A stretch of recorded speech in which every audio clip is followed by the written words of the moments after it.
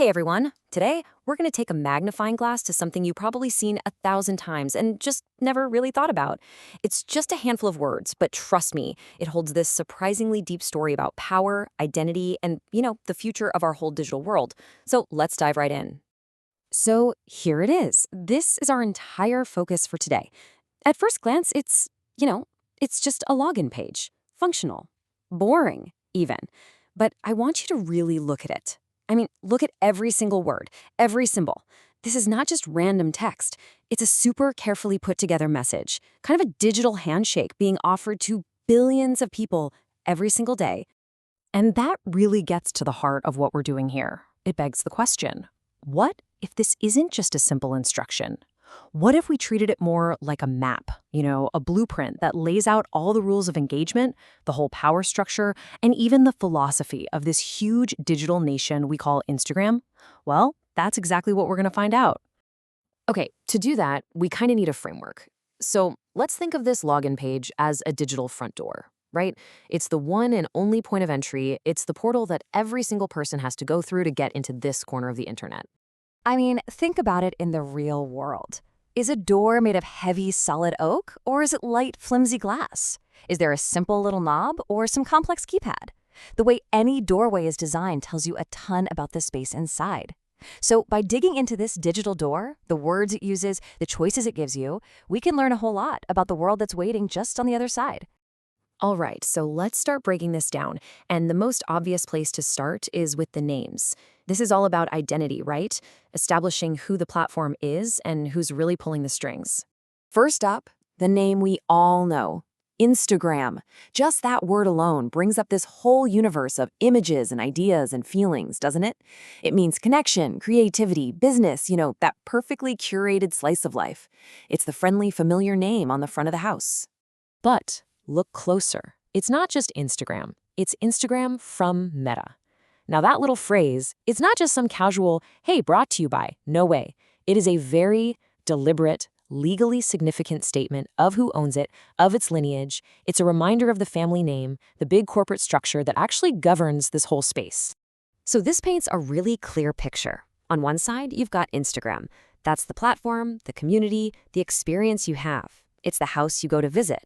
But on the other side, you've got Meta. That's the owner, the architect, the power behind it all.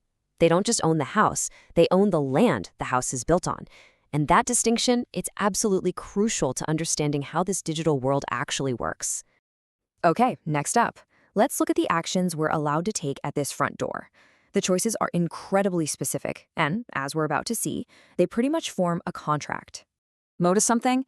There are only two paths forward: sign up or log in. That's it. You're either an outsider who's about to join or you're an insider who's coming back. There's no third option. There's no browse as a guest, no learn more button right here. It's a totally binary choice that forces you to declare your status right away. You are either in or you are on the very edge of being in. And that sign up button, oh man, it is so much more than just a button. In our digital world, clicking that is pretty much the modern version of signing a legally binding document. It shows your consent to this massive set of terms and conditions. It's you entering a digital contract with the platform's owner, Meta. You agree to play by their rules in exchange for getting access to their world. Okay, so we've covered identity and contracts. But now we get to the most mysterious, the most thought-provoking part of this whole phrase. Let's talk about the copyright claim. 2026. Just let that sink in for a minute. At the time we're making this, it is not 2026. So what on earth does it mean to put a copyright claim on a future that hasn't even happened yet? This is not a typo, people. This is a statement. This timeline really helps put it into perspective. You see, the legal stuff for copyright, that was all set up in the past. Today, right now, you see this text and you enter into the contract. But the company is already planting its flag in the future. It's this incredibly confident declaration of intent that the platform, its code, its brand, it's not just owned now, it will be owned and protected for years and years to come.